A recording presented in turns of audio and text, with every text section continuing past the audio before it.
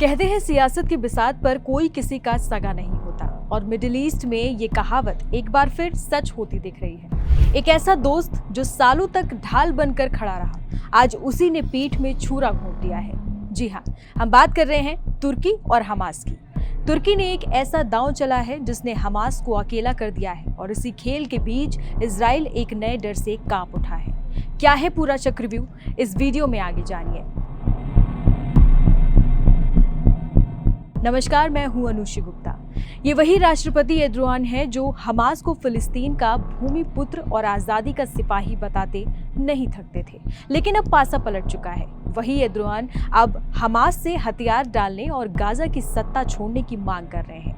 ये बदलाव आया है न्यूयॉर्क में हुए एक बड़े संयुक्त राष्ट्र सम्मेलन के बाद। सऊदी अरब के नेतृत्व में 16 अरब देशों ने एक प्रस्ताव पर हस्ताक्षर किए जिसका मकसद है फिलिस्तीन को एक स्वतंत्र देश की मान्यता दिलाना, लेकिन एक शर्त के साथ कि हमास जैसी ताकतों को सत्ता से बाहर रखा जाएगा। और दुनिया को हैरान करते हुए तुर्की ने भी इस प्रस्ताव पर दस्तखत कर दिए। लेकिन सवाल ये है कि तुर्की ने अचानक अपना रंग क्यों बदला। इसके पीछे है कूटनीति का गहरा खेल। पहला कारण अमेरिका और नाटो का दबाव। तुर्की एक नाटो सदस्य है और अमेरिका उसे लगातार हमास को समर्थन देने के लिए चेतावनी दे रहा है। दूसरा और सबसे बड़ा कारण तुर्की की खस्ताहाल अर्थव्यवस्था। तुर्की को पश्चिमी देशों से निवेश, व्यापार और टूरिज्म की सख्त जरूरत है। ऐसे में हमास जैसे विवादित संगठन के साथ खड़े रहना तुर्की के लिए आत्मघाती हो सकता है। तुर्की का ये दांव उस बड़ी बेचैनी का हिस्सा है जो पूरे मिडिल ईस्ट में फैली है।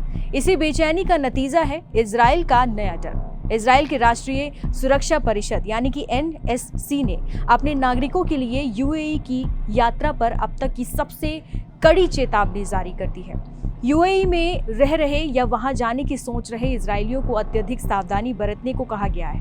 इजराइल को डर है कि ईरान, हमास और हिजबुल्लाह जैसे संगठन अब पहले से कई ज्यादा खतरनाक हो गए हैं और वो बदला लेने के लिए विदेशों में मौजूद इजरायली नागरिकों को निशाना भी बना सकते हैं। ये डर बेवजह नहीं है। इजराइल के हालिया सैन्य अभियानों और 13 जून 2025 को ईरान पर किए गए हवाई हमले ने बदले की आग को और भड़का दिया है।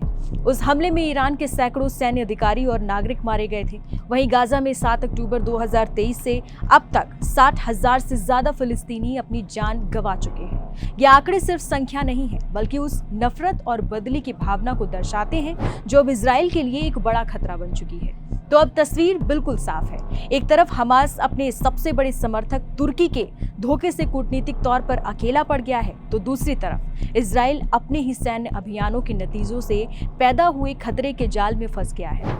मिडिल ईस्ट के इस शतरंज की फिसाद पर अगला कदम कौन चलेगा और इसका अंजाम क्या होगा, ये तो वक्त ही बताएगा। लेकिन एक बात तो तय है, इस क्षेत्र में एक नया भूचाल आ चुका है।